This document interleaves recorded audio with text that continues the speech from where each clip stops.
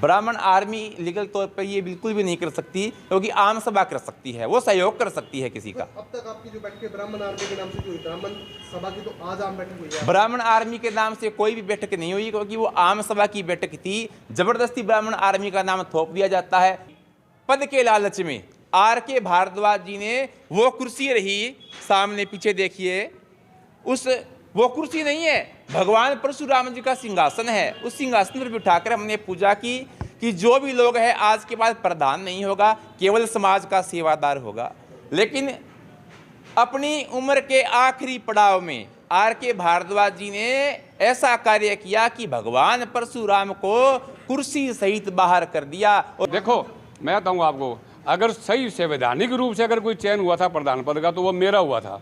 जो 15 आदमी कमेटी बनाई गई थी, उस 15 आदमी के अंदर से 6 आदमी ने नॉमिनेशन कर दिया प्रधान पद के लिए, बाकी 9 आदमी बचे थे। 9 आदमियों में से मीटिंग हुई, 9 आदमियों से 1 आदमी उपस्थित नहीं था, 8 आदमी बचे थे। 8 में से 7 आदमियों ने मेरा समर्थन किया था। और वो जो है राकेश वत्स ने जो है अपनी महत्वाकांक्षा को पूर्ण करने के लिए, RP शर्मा को प्रधान बनाने के लिए, मतलब 2 नंबर तरीके से वो जो है प्रक्रिया को उन्होंने लखो दिया, जबकि वो प्रक्रिया कच्चे कागजों में लिखी गई थी और वो पक्के रजिस्टर में चस्पा की जा सकती थी। वो उन्होंने चस्पा नहीं करी, सिर्फ और सिर्फ इसलिए कि वो RP शर्मा को प्रधान बना सके। और इसके अंदर कहीं ना कहीं राजनीतिक बू भी आ रही है, और जो राजनीतिक लोग थे, थोड़ा समय आने दो, उनको भी हम नंगा करेंगे। मैं रामानंद शास्त्री आज आम सभा की बैठक में आया हूँ। सारे ब्राह्मण समाज की तरफ से आम सभा की बैठक रखी गई है। बैठक का जो मुख्य रूप से उद्देश्य है वो ये है कि हमारे समाज का जो प्रधान चयन प्रक्रिया है वो आज तक स्पष्ट नहीं हो सकी कि हमारे समाज का प्रधान कौन है। हमारे समाज को भ्रमित किया जा रहा है।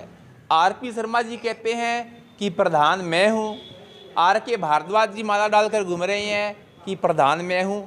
अभी तक समाज को ये नहीं पता कि प्रधान क्या है। इसी कार्यक्रम के दौरान समाज के लोगों ने आर्मी के साथ मिलकर भगवान श्री परशुराम जी को, जो हमारे आराध्य हैं, जो हमारे सिरमौर हैं, जो हमारे सरताज हैं, आदि युग से ब्राह्मण वंश के शिरोमणि हैं, उनको हमने कुर्सी पर बिठाकर शंखनाद करके उनको वहाँ विराजमान कर दिया और हमारा प्रधान बना लिया, क्योंकि वो सर्व समाज के हैं, सारे ब्राह्मण वंश के हैं।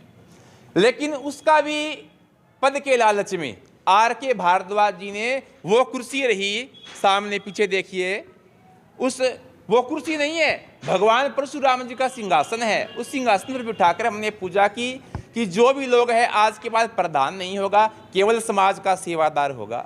लेकिन अपनी उम्र के आखिरी पड़ाव में RK भारद्वाज जी ने ऐसा कार्य किया कि भगवान परशुराम को कुर्सी सहित बाहर कर दिया और स्वयं दूसरी कुर्सी लेकर वहां बैठ गए और कहा कि मैं प्रधान हूं, इस पद के लिए मैं किसी हद तक जा सकता हूं। मेरा सवाल ये है कि क्या ब्राह्मण आर्मी लीगल तौर पे, कानूनी तौर पे इस चीज की ऑथराइज है कि वो ब्राह्मण सभा के अध्यक्ष या नन अध्यक्ष की नियुक्ति कर सकती है? ब्राह्मण आर्मी लीगल तौर पर ये बिल्कुल भी नहीं कर सकती, क्योंकि आम सभा कर सकती है, वो सहयोग कर सकती है किसी का। अब तक आपकी जो बैठक ब्राह्मण आर्मी के नाम से हुई, ब्राह्मण सभा की तो आज आम बैठक हुई है। ब्राह्मण आर्मी के नाम से कोई भी बैठक नहीं हुई, क्योंकि वो आम सभा की बैठक थी। जबरदस्ती ब्राह्मण आर्मी का नाम थोप दिया जाता है तो उसमें हम कुछ नहीं कर सकते। हम भी तो आम नागरिक है, आर्मी से हम जुड़े हैं, लेकिन है तो आम ब्राह्मण। हम जा सकते हैं, ब्राह्मण सभा में आ सकते हैं, गीता भवन में आ सकते हैं, हमारा भी अधिकार है। हम भारत देश में रहते हैं, लोकतांत्रिक देश में रहते हैं। मैं वो एक बात और बताना चाहता हूँ कि आर्मी ने केवल सिर्फ समाज का साथ दिया है और साथ देती रहेगी। अन्याय के, अधर्म के, अनीति के खिलाफ आवाज़ उठाई है और उठाती रहेगी। जब तक आर्मी के अंदर दम रहेगा वो इस आवाज़ को उठाएगी। पूजनीय सीताराम जी से फिर मैं प्रार्थना करता हूँ कि आप वयोवृद्ध हैं, समाज के आदरणीय हैं, आप सारे समाज को इकट्ठा करके समाज को एक अच्छी दिशा की ओर ले जाने का प्रयत्न करें। सारे आम सभा की बैठक बुलाकर आम सभा से निर्णय लिया जाए कि आपको प्रधान कौन पसंद है, जो समाज को समय दे सके। और उसके बाद मैं प्रमोद मोहन गौतम जी से भी प्रार्थना करता हूँ कि उन्होंने कहा कि भगवान परशुराम जी को कुर्सी पर बिठाया गया, ब्राह्मण वंश का, ब्राह्मण सभा का ये काला दिन है।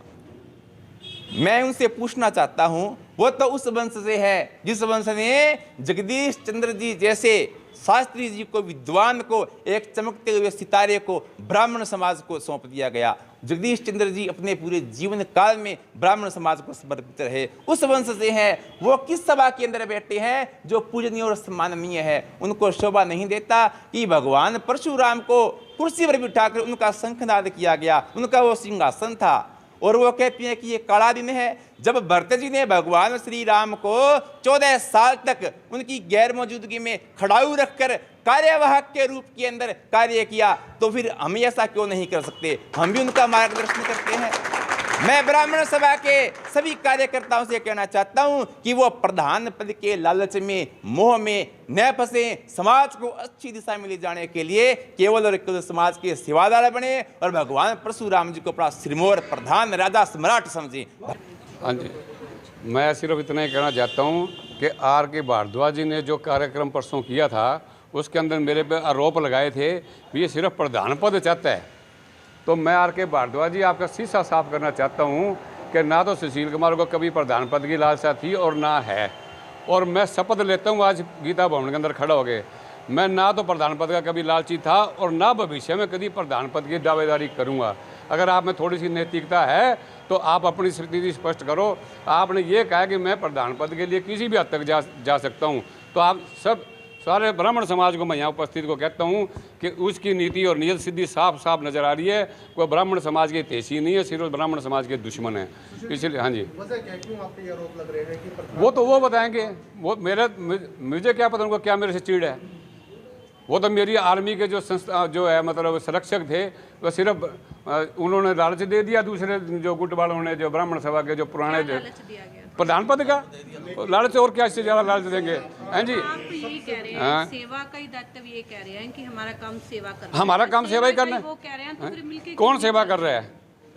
कौन सेवा कर रहा है? जो एक बात बताओ, जो सिरसा ब्राह्मण आर्मी का संरक्षक के पद पे, संरक्षक का पद कोई छोटा पद नहीं होता, उस पद को जो है ठोकर मार के वो दूसरे प्रधान पद के लालच के अंदर वो पद त्याग सकता है, तो क्या वो अन्य समाज के अंदर जाके वो भला कर देगा? नहीं कर सकता वो कभी भी। अब आप क्या चाहते हैं, कैसे ये प्रधान पद का चयन हो? मैं कहता हूँ आम सभा की बैठक हो, उसके अंदर सर्व समाज अपनी सहमति से निर्णय ले। जिसको प्रधान बनाना चाहिए वो R.K. भारद्वाज को बना दे, हमें कोई इतराज नहीं है। पूरे समाज की बैठक हो, पूरा समाज चयन करे, फिर सवाल है अब ये बैकडोर से जो है प्रधान पद का चयन करना कोई उचित है क्या? कोई देखो, मैं बताऊँ आपको, अगर सही संवैधानिक रूप से अगर कोई चयन हुआ था प्रधान पद का तो वो मेरा हुआ था। जो 15 आदमी कमेटी बनाई गई थी, उस 15 आदमी के अंदर से 6 आदमी ने नॉमिनेशन कर दिया प्रधान पद के लिए, बाकी 9 आदमी बचे थे। 9 आदमियों में से मीटिंग हुई, 9 आदमियों से 1 आदमी उपस्थित नहीं था, 8 आदमी बचे थे। 8 में से 7 आदमियों ने मेरा समर्थन किया था। और वो जो है राकेश वत्स ने जो है अपनी महत्वाकांक्षा को पूर्ण करने के लिए R.P. शर्मा को प्रधान बनाने के लिए मतलब 2 नंबर तरीके से वो जो है प्रक्रिया को उन्होंने लखो दिया, जबकि वो प्रक्रिया कच्चे कागजों में लिखी गई थी और वो पक्के रजिस्टर में चस्पा की जा सकती थी। वो उन्होंने चस्पा नहीं करी, सिर्फ और सिर्फ इसलिए कि वो R.P. शर्मा को प्रधान बना सके। और इसके अंदर कहीं ना कहीं राजनीतिक बू भी आ रही है। और जो राजनीतिक लोग थे, थोड़ा समय आने दो, उनको भी हम नंगा करेंगे जिन्होंने इसके अंदर भूमिका निभाई है। हाँ जी, और ये लोगों ने हमारे को एफिडेविट दे दी है, उनमें से 5 आदमियों ने शपथ पत्र दे दिया है और 2 आदमी भी शीघ्र शपथ पत्र देंगे आपको। हम ये जो 2 दिन के अंदर प्रस्तुत कर देंगे। जो 7 आदमी थे कमेटी के अंदर, 8 आदमी थे, उनमें से 7 आदमियों ने शपथ पत्र देने की बात कही है और 5 ने दे दिया है और 2 आदमियों को हम लेके शीघ्र ही फिर आप सभा बुलाएंगे, आपको बुलाएंगे और आपको शपथ पत्र दिखाएंगे। अभी आप ये भी कह रहे थे कि प्रधान पद की कोई लालसा आपको नहीं है। मैं तो कह दिया, मैं तो इस पावन पवित्र जगह पे खड़ा होगा, इससे ज़्यादा और क्या कहूँगा। भी ना मैं प्रधान पद का दावेदार था, लेकिन सिर्फ और सिर्फ समाज के लोगों ने मेरे को आगे किया था, मैं हो गया। और आज मैं इस पावन पवित्र जगह पे खड़ा होकर कह रहा हूँ, अपने बच्चे का नेम दे के मैं कभी भी श्री ब्राह्मण सभा का प्रधान पद के लिए दावेदारी नहीं करूँगा। सिर्फ ये बात कहना चाहता हूँ कि जो पहले मीटिंग हुई, जो कमेटी बनी थी, वो कमेटी इस गीता भवन में आके कसम खा के भगवान परशुराम की ये कह दे भी हमने R.K. भारद्वाज को प्रधान बनाया है तो हम उनको मान लेंगे। स्पष्ट तौर पे बताए भी किसको प्रधान बनाया गया था। आज तक समाज को ये नहीं पता भी R.K. भारद्वाज प्रधान बनाए। वत्स जी ने कहा था भी मैं सुबह 6 बजे कल के अखबार में ये नाम दूंगा भी अपने समाज का प्रधान ये है। आज तक कुछ चीज़ का कोई निर्णय नहीं आया है। और रात को 9 बजे उसी दिन R.K. भारद्वाज को गले में माला पहना के उनको प्रधान घोषित किया गया था। वो कमेटी जो बनी वो कम से कम आके सौगंध खाए भगवान परशुराम की कि हमने उन बंदों ने जो वोट डाले भी आर के भारद्वाज के नाम पे डले हैं तो हम उनको मान लेंगे जी, या जिस व्यक्ति के नाम पे वोट डले उस व्यक्ति का नाम हमारे समाज के सामने लेके आए बस।